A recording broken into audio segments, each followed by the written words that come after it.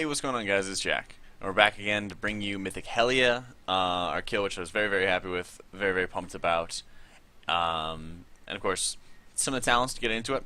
I ran Trail of Light, Angelic Feather, Afterlife, Surge of Light, Divinity, and of course, Benediction. The fight, in terms of your general healing playstyle and things like that, are pretty standard.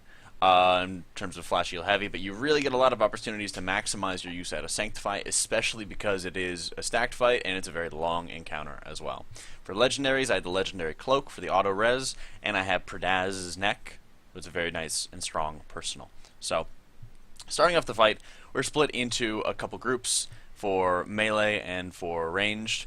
The big thing with healers is that there is the purple orb in the first phase and there's a green orb in the last phase.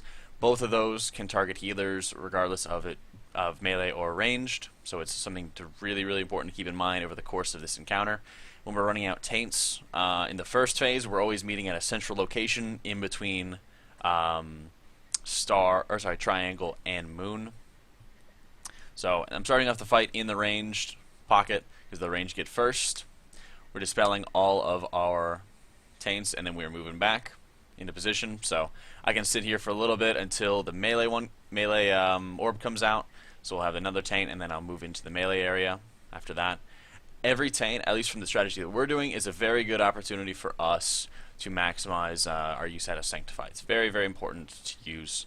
And I have a bunch of weak auras, which I'll make sure I'm linked in the description to kind of show when I have the purple orb on me, when I have the green orb on me, and the duration of them, so you can kind of plan on when you're moving back. Because of how much damage is happening on this fight, similar to Odin in the frequency, it's extremely important to be using Palm as much as possible on this fight. More often than not, you got to be really careful about being in the correct position. So I got knocked back there. Well, now I need to get back into position because of that orb. You got to be really careful about that. Really sure about that.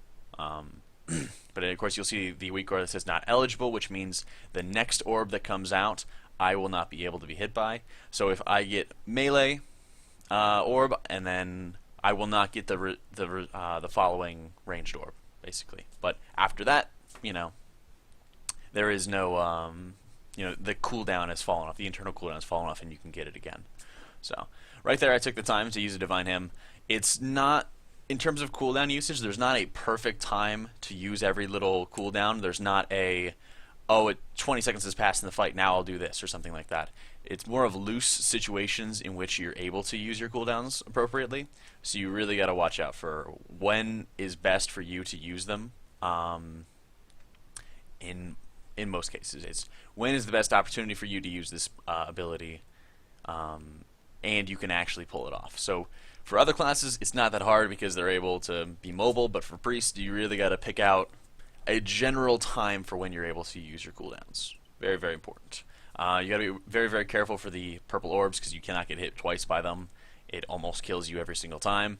Perdaz is a big lifesaver in terms of neck legendaries, or in terms of legendaries, period. So definitely keep that in mind. As we're phasing, I'm going to the right side first, so I'm trying to get some healing off. Once you get up these stairs, this is the ideal time. This is like the first slot that you can be using your potion.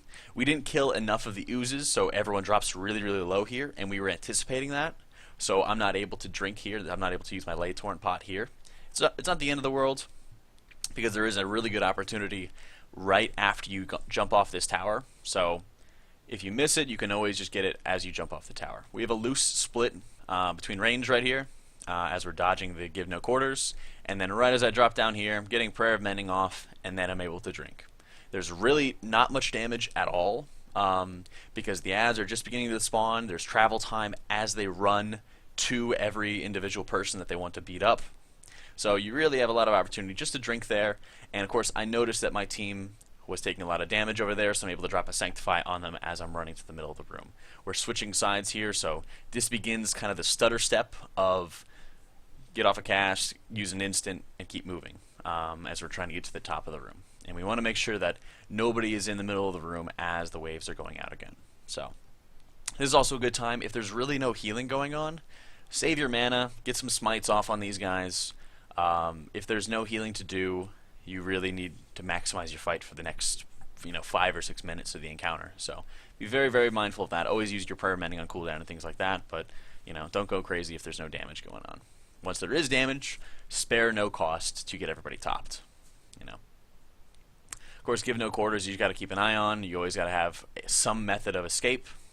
And now that we're running down here, I have no problem with putting a couple renews out and refreshing them, mainly because of the fact that I know that there's going to be incidental damage occurring, especially in this part. So coming up, this is also a general area of when I'm going to be hemming. There's not, again, a specific time, but it's generally, oh, okay, this is happening, and I'll be able to use it. So I'm running my ad in so that the goop doesn't get even further across the room, getting one of my holy words off, getting prayer of mending off, and then I'm hemming. It's okay that there's a hymn and a trank going on, because usually there's quite a bit of damage, so both of our abilities are keeping people topped off, and there's still a lot of damage happening. So if both of us weren't using it, people would be dropping extremely low. And I also have the added benefit of having all of the extra news going out, especially as we explode that first taint. So we all go into the top right corner around purple for the first taint explosion, and then running back the green orbs. We have our soakers over there for the breaths, and then we're all single dispelling at this point. In the beginning of the fight, we're using mass dispels because we have 3 shadow priests, but near this tail end here, that's when they're using surrender, that's when they're using their big buttons, so that's when they are taking advantage of our individual dispels, and that's why we have so much mana over the course of encounters. So I try to run my zombie into one of the puddles there, and then I had the orb, so you really got to be mindful of your movement abilities and mindful of your position, because right after that we need to all get it on skull and get ready to be into position for the next set of orbs coming out. So positioning is so important. Stay with the pack, stay with the team, and be very, very mindful of that, because once another orb comes out, then you have free reign to start running, and you just got to keep on moving as best you can. We don't have a paladin for our group at the moment, so I'm really trying to pump out some heavy tank heals in this phase, because this phase really starts dealing a ton of damage to the tanks, because after they get breath, they can't be healed for about 10 seconds or so, so you have to wait for that debuff to fall off. So right in this phase, I'm kind of running over a bunch of goop. I'm going to take advantage of my legendary cloak, because I'm not super low on mana, but it would be nice to have some more so that I could just keep on spamming up, and of course just having the free casts. Not having to worry about movement because you are in spirit form is extremely beneficial, because there's all kinds of mechanics that are happening on top of me that I don't even have to worry about. So of course I'm popping right now. One nice thing is that this resets your potion cooldown, so you'll see in the bottom of my screen that all my potions are now resetting, and I'm able to take advantage of those in the future. So I'm getting back into position for the orbs and get all the taints dispelled and everything like that.